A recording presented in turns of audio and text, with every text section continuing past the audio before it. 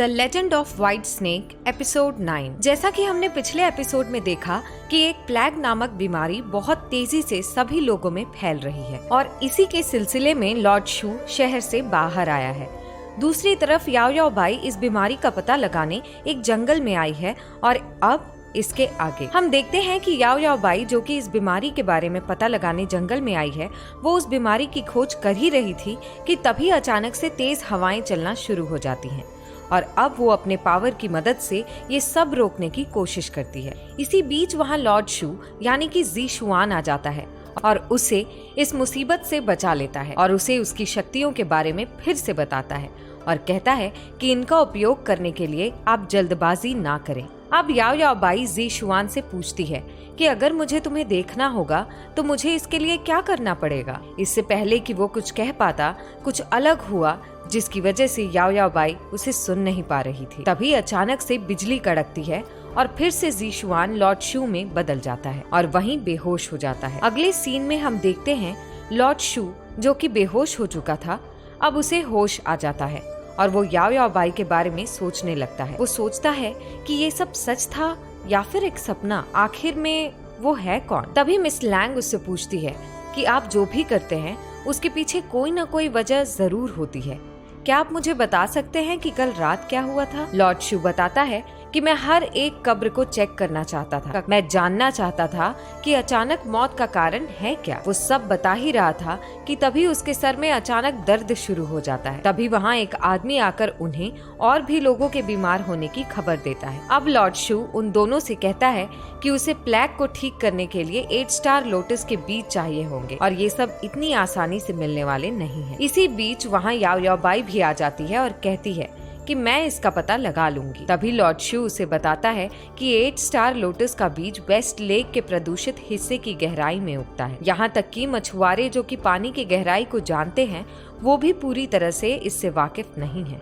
आपकी मदद के लिए धन्यवाद, लेकिन ये द अपोथेकेरी हाउस का आंतरिक मामला है, किसी भी बाहरी व्यक्ति को शामिल होने की आवश्यकता नहीं है। तरह वो उसे समझाकर वेस्ट लेक के उस गहराई में चली जाती है जहाँ की उसे 8 स्टार लोटस के बीज मिलेंगे। वहीं दूसरी तरफ लॉर्ड शू अपनी पूरी मेहनत से लोगों को ठीक करने में लगा हुआ है। याओ याओ बाई को बीज मिल तो जाते हैं पर उसकी पंखुड़ियां उसे घायल कर देती हैं। तभी एक लेडी आकर उसे प्रोटेक्ट करती है और उसे बताती है कि 8 स्टार लोटस से जब कोई घायल होता है तो केवल फॉर्चून का स्टार फर्न ही उसके खून को रोक सकता है, नहीं तो पानी से बाहर निकलने से पहले ही खून वाटर ड्रैगन को आकर्षित कर सकता है। वहीं दूसरी तरफ सभी लोग शोर मचा रहे थे। सभी का कहना था कि लॉर्ड शू पर हमें भरोसा नहीं है, आप सब झूठ कह रहे हैं। इसी बीच कीशाओ अपने गुरु को लेकर आ जाता है जिनकी तबीयत बहुत खराब हो रही थी। तभी लॉर्ड शू उन्हें बताता है कि और सभी की तुलना में आपकी स्थिति सबसे गंभीर है, हमें जल्द ही कुछ करना होगा। अब लॉर्ड शू उन्हें अंदर ले जाता है और उनकी स्थिति को चेक करता है और कहता है कि याओ याओ बाई इतनी देर क्यों कर रही हैं? उन्हें अब तक लौट आना चाहिए। उसी वक्त याओ याओ बाई उस बीज को लेकर वहां आ जाती है। अब बीज की मदद से वो उनका इलाज शुरू करते हैं। अगले सीन में हम याओ याओ बाई को देखते हैं जो कि कुछ बीती हुई बातें याद करके मन ही मन मुस्कुरा रही थी। तभी वहाँ लॉर्ड शू आ जाता है।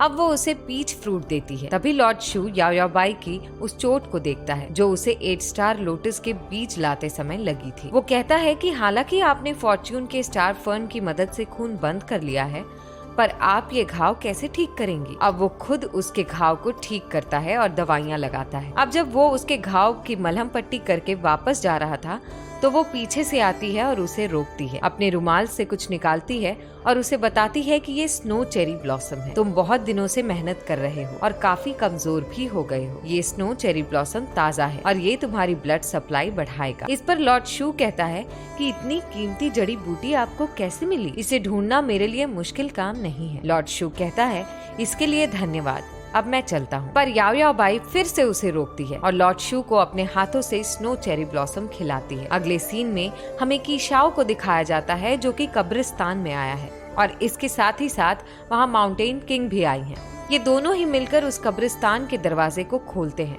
और तभी उस दरवाजे के अंदर से एक काला धुआं बाहर आता है। वहीं दूसरी तरफ हम देखते हैं कि याओ याओ बाई कीशाओ के मास्टर से बातें कर रही होती है और उन्हें दवा पिलाती है। तभी वो उनके सर पर कुछ लाल निशान देखती है जो कि चमक रहा था और अब कीशाओ के मास्टर वहाँ से चले जाते हैं। तभी लॉर्ड शू का एक आदमी आकर उसे बताता है कि गांव के सभी लोग एक के बाद एक ठीक हो रहे हैं, धीरे धीरे स्थिति सही हो रही है और वो सभी लोग आपका धन्यवाद कर रहे हैं और इसी खुशी में आज रात एक डिनर पार्टी करना चाहते हैं। उन सभी ने मुझे आपको इन्फॉर्म करने के लिए कहा है। वहीं दूसरी तरफ हम याओ याओ बाई को देखते हैं जो कि अबैंडन कब्रिस्तान में आई हुई है। यहाँ ऐसे लोग हैं जिनकी अचानक मृत्यु हो गई है और जिनका परिवार नहीं था। वो याद करने लगती है लॉर्ड शू की बातों को कि उसने क्या कहा था जब वो कब्रिस्तान आया था तो उसके साथ क्या हुआ था। लॉर्ड शू ने बताया था कि जब प्लेग से मरने वाले पहले मरीज के कब्र को खोलकर मैंने उस पर जांच करना शुरू करना चाहा, तभी अचानक से रेत की आंधी आ गई थी। अब याओ याओ बाई एक आदमी के कब्र को खोलती है और उसमें उस आदमी को देखती है। आदमी के सर पर ठीक वैसा ही निशान था